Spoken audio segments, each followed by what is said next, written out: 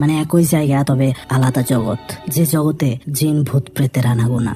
সেখানে গিয়ে সে পেতকে খুঁজতে থাকে, কিন্তু তখনই আমরা দেখতে পারি সেটা ভয়ঙ্কর ভাবে সেখানে বসেছিল জঙ্গলের ভেতর। আর তখনই সেটা তার সামনে চলে আসে ভয়ানক চেহারা নিয়ে। সে সেই ডাইমেনশন থেকে তাড়াতাড়ি বের হয়ে আসে আর লানাংকে জানায়, আমরা ঠিক ধরেছি, পেতে সেই শয়তানের দুনিয়াতে ফেসে রয়েছে জঙ্গলের ভেতরে। তার মানে এখন পেতে সাধারণ মানুষকে হান্ট করার চেষ্টা করছে, এমনকি সে তার বাবাকেও মেরেছে। এখন বন্ধুরা আপনারা বলতেই পারেন, পেত শুয়ে রয়েছে বিছানায়, উঠতে পারছে না, তাহলে সে এগুলো কিভাবে করছে? আসলে ঘটনার শুরুতে সে যে পাখি ধরতে গিয়েছিল তখন সন্ধ্যা হয়ে গিয়েছিল আর সে শেষ বাজাচ্ছিল, যেটার কারণেই সেখানে তাকে হান্ট করেছিল শয়তান। আর এরপর থেকেই তার আত্মা সেই জঙ্গলের ভেতরেই বন্দী হয়ে রয়েছে। এখানে মান্ত বলছিল পেত সেখানে রয়েছে কতদিন জানি না, তবে তার কাছে সময় মাত্র 40 দিন। এর ভেতরে যদি সে বিকল্প অর্থাৎ তার জায়গাতে অন্য কাউকে নিতে পারে তাহলে সে সম্পূর্ণরূপে সুস্থ হয়ে যাবে, এই দুনিয়াতে ফিরে আসবে। আর যদি কাউকে তার জায়গায় নিতে না পারে তাহলে সে পুরোপুরি গায়েব হয়ে যাবে চিরদিনের জন্য। অর্থাৎ